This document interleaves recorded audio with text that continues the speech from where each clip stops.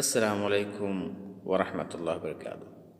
Dear students, आज के इस लेक्चर में हम मज़ीद विल, वुड और शुड के इस्तेमालात को जानेंगे। माजी के लेक्चर में हम विल के चंद इस्तेमालात को जान चुके हैं और आज के इस लेक्चर में हम मज़ीद विल, वुड और शुड के बारे में जानेंगे। तो आप लेसन को अच्छे से देखें और समझने की कोशिश करें। ओके, तो आइए शुरुआत करते हैं अपने 313 पॉइंट से। ओके, या will you indicate N invitation और रिक्वेस्ट, यानी विल यू से जब आप सवाल करेंगे विल यू, तो इससे इनवाइटेशन या रिक्वेस्ट का बोध होगा। यानी अगर विल यू का इस्तेमाल कर रहे हैं आप विल और यू के साथ, सवालिया सेंटेंस के साथ, इंट्रोगेटिव सेंटेंस के साथ, तो इससे इनवाइटेशन और रिक्वेस्ट का बोध होगा। इसके ज़रिए से हम इनवाइटेशन और रिक्वेस्ट की तरफ इशारा करेंगे। यानी अगर आपको रिक्वेस्ट करना हो या इनवाइटेशन देना हो तो विल यू के ज़रिए से आप दे सकते हैं। तो फॉर एग्ज़ाम्पल हम यहाँ पे देख लेते हैं, will you have T,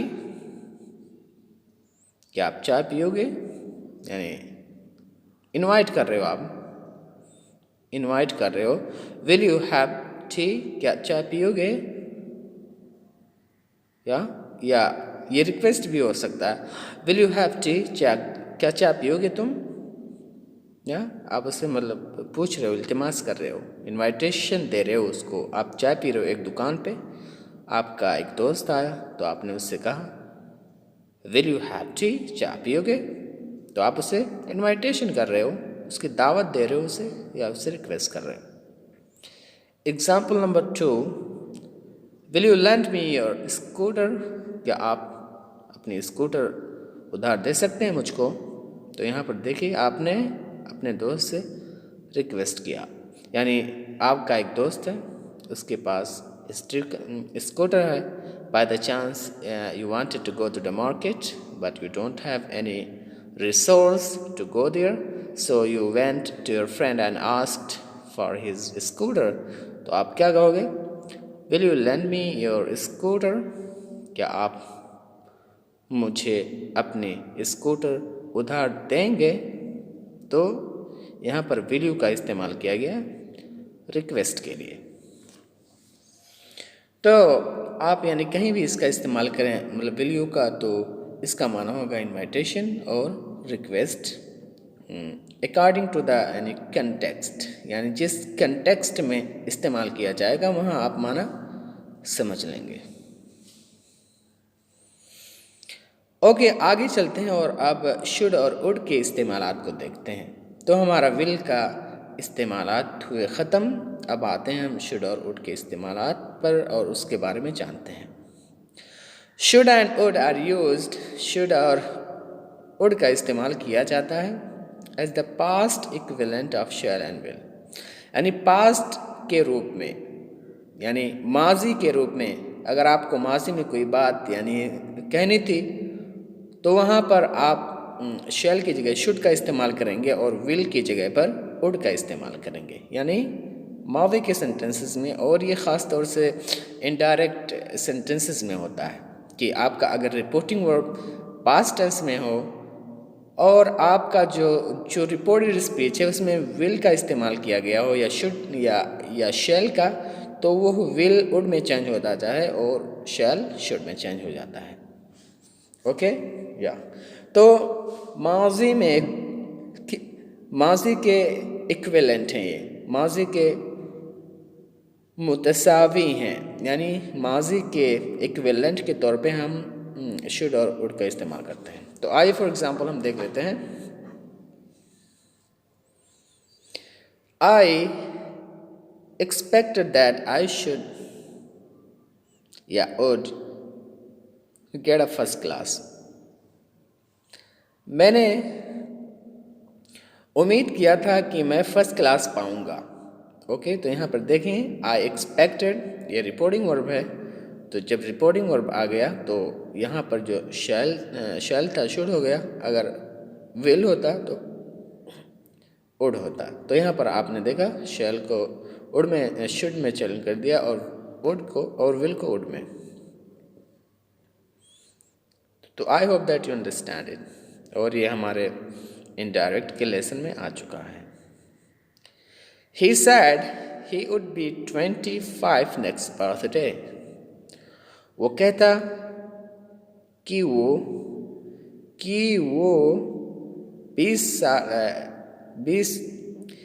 25 years का हो जाएगा, वो 25 साल का हो जाएगा अगले यौम में पैदाइश पर। तो आपने देखा यहाँ पर जो विल था वो उड हो गया, पास्ट इक्विवेलेंट के तौर पे विल का। Okay, do you understand it? या इट्स वेरी इजी। ये हमारा इनडायरेक्ट स्पीच में आ चुका। She said she would carry my books. उसने कहा कि वो मेरी किताब ले जाएगी। तो यहाँ पर देखें विल क्या हो गया, उड हो गया, पास्ट के माने के लिए। ओके, आगे एग्जाम्पल्स देखते हैं। She would sit for hours listening to the wireless. वो बैठी रहती थी। शी वुड यानी वो बैठी रहती थी। ओके, वो बैठी रहती थी। आप क्या ट्रांसलेशन करोगे? वो बैठी रहती थी यानी मतलब पास्ट में वो बैठी रहती थी फॉर आवर्स, घंटों तक, लिसनिंग टू द वायरलेस को सुनते हुए। तो यहाँ पर हमें जब कोई पास्ट हैबिट को उजागर करना हो, एक्सप्रेस करना हो, तो हम वुड का इस्तेमाल कर सकते हैं, जैसा कि यहाँ पर इन्होंने किया है। तो ये हो गया हमारा 314। अब आइए हम पॉइंट नंबर 315 को देखते हैं और उसको समझने की कोशिश करते हैं। Okay, yeah, so be careful and listen to me attentively and make sure that you are writing every points in order to memorize. तो आइए 315 देखते हैं हम। Should is used in all persons to express duty or obligation. कहते हैं कि should का इस्तेमाल किया जाता है तमाम सब्जेक्ट्स के साथ, चाहे वो थर्ड पर्सन हो, चाहे वो सेकंड पर्सन हो, चाहे वो फर्स्ट पर्सन हो। उन तमाम पर्सन्स के साथ हम शुड का इस्तेमाल करते हैं। क्यों? फ़र्ज़ को दिखाने के लिए, एक वाजिबी चीज़ को एक्सप्रेस करने के लिए कि ये चीज़ वाजिब है और ये आपको करना चाहिए। तो हम वाजिबी चीज़ को, अपने ड्यूटी को, अपने फ़र्ज़ को एक्सप्रेस करने के लिए शुड का इस्तेमाल करते हैं तमाम पर्सन्स के साथ, चाहे थर्ड पर्सन हो, चाहे सेकंड या फर्स्ट। तो आइए फॉर एग्जांपल हम यहाँ पे देख लेते हैं। We should obey the law. हमें कानून का पालन करना चाहिए। तो यहाँ पर जो लॉ है ये हमें मानना चाहिए, हमारा फ़र्ज़ है कि हम कानून को मानें और उस पर अमल करें। तो यहाँ पर आपने देखा शुड का इस्तेमाल हुआ एक वाजिबी चीज़ को एक्सप्रेस करने के लिए। We should obey the laws. हमें कानून की पालन करनी चाहिए। You should keep your promise. आपको अपने वादे को पूरा करना चाहिए। तो यहाँ पर देखिए, आप जब भी वादा करें तो वादा खिलाफ़ी ना करें। नाम व इदा अखलफ़ वादा, ये मुनाफिक की अलामत में से है कि जब वो वादा करता है तो मतलब उसे तोड़ देता है। तो आप जब वादा करें तो उसको पूरा करें, क्योंकि आप पे फ़र्ज़ है, ये एक वाजिबी चीज़ है, ये एक ऑब्लिगेशन है, एक ड्यूटी है। जिसे आपको पूरा करनी है। ओके, और भी एग्जाम्पल ले लेते हैं। चिल्ड्रन शुड ओबे देयर पेरेंट्स। बच्चों को अपने माता पिता की फर्माबरदारी करना चाहिए। यानी अब यहाँ देखिए, अपने माँ बाप की इताअत करना, फर्माबरदारी करना एक फ़र्ज़ की चीज़ है, एक वाजिबी चीज़ है। तो हम इसके लिए शुड का इस्तेमाल करेंगे जैसा कि इन्होंने इस्तेमाल किया। चिल्ड्रन शुड ओबे देयर पेरेंट्स। बच्चों को अपने माँ बाप की फर्माबरदारी करनी चाहिए। तो आइए आगे देखते हैं शुड के और वुड के इस्तेमालात को। ओके, तो हम पॉइंट नंबर 316 को देखते हैं। इन clauses of conditions, should is used to express a supposition that may not be true. कहते हैं कि clauses में जो है should का इस्तेमाल किया जाता है शर्त को बयान करने के लिए, फ़र्ज़ को बयान करने के लिए, मतलब यानी फ़र्ज़ यानी मान लो के माने में। ओके, यहाँ पर यानी जो सपोजिशन का माना है यानी शर्त के लिए या मान लो के माने के लिए शुड का इस्तेमाल किया जाता है, जो कि सही नहीं होता है। ओके, आप सिर्फ और सिर्फ मान रहे हैं उसको। तो यानी जो क्लॉज होता है उसमें शुड का इस्तेमाल मान लेने के लिए इस्तेमाल किया जाता है या शर्त के लिए इस्तेमाल किया जाता है। तो आइए अभी एग्जांपल हम देखेंगे तो इंशाअल्लाह हमारे यानी जहन में ये बात आएगी समझ में। इफ़ इट शुड रैन, अगर बारिश होती है, दे विल नॉट कम, वे लोग नहीं आएंगे। तो आपने यहाँ पर आप देखें शुड ये शर्त के माने में इस्तेमाल किया गया, to express a supposition that may not be true. यानी एक ऐसा मतलब शर्त लगाया जा रहा है जो सही नहीं हो सकता है। तो यानी क्लॉज है ये, आपने देखा यहाँ पर मतलब दो सेंटेंस है, if it rain they will not come. तो यहाँ पर यानी जो क्लॉज होता है वो एक से ज़्यादा जुमलों पर मुश्तमिल होता है। तो हम उसको क्या कहते हैं, हम उसको कहते हैं ये क्लॉज है। तो यहाँ पे मतलब शुड का इस्तेमाल किया गया सपोजिशन के लिए, जैसा कि आपने देखा। इफ़ इट शुड रैन, अगर बारिश होती है, दे विल नॉट कम, वे नहीं आएंगे। ओके, ये हो गया। If he should see me here, अगर वो मुझे यहाँ पर देखता है, he will be annoyed, तो वो नाराज़ हो जाएगा। ओके, तो यहाँ पर आपने देखा शुड का इस्तेमाल सपोजिशन के लिए और जो कि सही नहीं हो सकता। यानी मतलब ऐसा एक शर्त जो सही ना हो, एक क़यास किया जाए कि अगर ये हो जाए तो ये होगा, अगर ये हो जाए तो वो होगा, तो वहाँ पर हम शुड का इस्तेमाल करते हैं। तो आइए और भी हम यानी शुड और वुड के इस्तेमालात को जानते हैं। Point number 317, should and would are also used as in the examples below. Should और वुड का इस्तेमाल किया जाता है जैसा कि आप नीचे एग्जाम्पल्स में देखेंगे अभी। ओके, तो आइए हम देखते हैं कि शुड और वुड का और कैसे इस्तेमाल किया जाता है। नंबर 1, आई शुड या वुड भी आप इस्तेमाल कर सकते हैं, या शुड करें या वुड करें। I should like you to help her, मैं चाहता हूँ कि आप उसकी मदद करें, मैं चाहता हूँ कि आप उसकी मदद करें। तो यहाँ पर शुड और वुड का माना है is a polite form of want, यानी वांट के माने में है। यानी एक पोलाइट फॉर्म है, एक मुहज़्ज़ब फॉर्म है वांट का।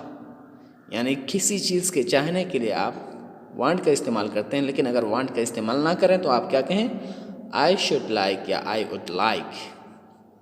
तो यहाँ पर शुड और वुड का इस्तेमाल वांट के माने में किया गया है। Number 2, would you lend me your scooter? Scooter please, क्या आप मुझे अपनी स्कूटर उधार देंगे? Would you is more polite than will you, और would you जो है ये ज़्यादा मुहज़्ज़ब है, साइश्ता है will you से। तो यहाँ पर यानी रिक्वेस्ट करने के लिए हमने would you या will you का इस्तेमाल करेंगे अपने सेंटेंसेस में, और ये आ चुका है। तो यहाँ पर भी आप देखें, यानी I request you to lend me your scooter. Okay, third इस्तेमाल, you should have been more careful। यानी अगर हमें पास्ट ऑब्लिगेशन को, फ़र्ज़ को, वाजिबी चीज़ को याद दिलाना हो तो हम क्या कहेंगे? Should have been. ओके, एक ऐसे वाजिबी चीज़ की याद दिलाना जो हम माजी में ना किए हों तो हम उसके लिए शुड हैव बीन का इस्तेमाल करते हैं। तो यहाँ पर आइस के माने को देख लेते हैं। You should have been more careful, आपको और ज़्यादा सावधान होना चाहिए था। माना क्या होगा इसका? आपको और ज़्यादा सावधान होना चाहिए था। यानी माजी में आप सावधान नहीं थे उतने, लेकिन अब आप इस पे ध्यान दीजिए और ज़्यादा सावधान होइए। तो यहाँ पर यानी शुड हैव बीन यानी होना चाहिए। ओके, इसके अब शुड और वुड के चौथे इस्तेमाल को जानते हैं। He should be in the library now, वो अभी लाइब्रेरी में हो सकता है, वो अभी लाइब्रेरी में हो सकता है। तो यहाँ पर शुड का इस्तेमाल किया गया इम्कान के लिए, टू एक्सप्रेस प्रोबेबिलिटी, इम्कान को जाहिर करने के लिए। तो यहाँ पर शुड यानी it is possible that he will be in the library. आइए पांचवें इस्तेमाल जानते हैं वुड और शुड का। I wish you would not chatter so much, मेरी आरजू है कि तुम ज़्यादा बात ना करते। ओके, तो यहाँ पर यानी I desire, I wish, I hope you would not chatter so much, मेरी ये तमन्ना है, मेरी आरजू है कि तुम ज़्यादा बात ना करते। तो यहाँ पर अपने डिज़ायर को, अपने ख्वाहिश को ज़्यादा स्ट्रॉन्ग करने के लिए, ज़्यादा मानेदार में ला करके पेश करने के लिए हम शुड का इस्तेमाल करते हैं। तो यहाँ पर आप देखेंगे आई विश, मेरी तमन्ना है, मेरी दुआ है, मेरी आरजू है, you would not chatter so much, कि तुम ज़्यादा बात ना करते तो अच्छा होता। तो ये हो गया हमारा और शुड का इस्तेमाल और विल का इस्तेमाल। It's very useful and very important for a speaker. He must know these things. So I hope that you understand today's lecture. And if you have any problem in understanding anything, you can ask. See you later. Wassalamu alaikum warahmatullahi wabarakatuh.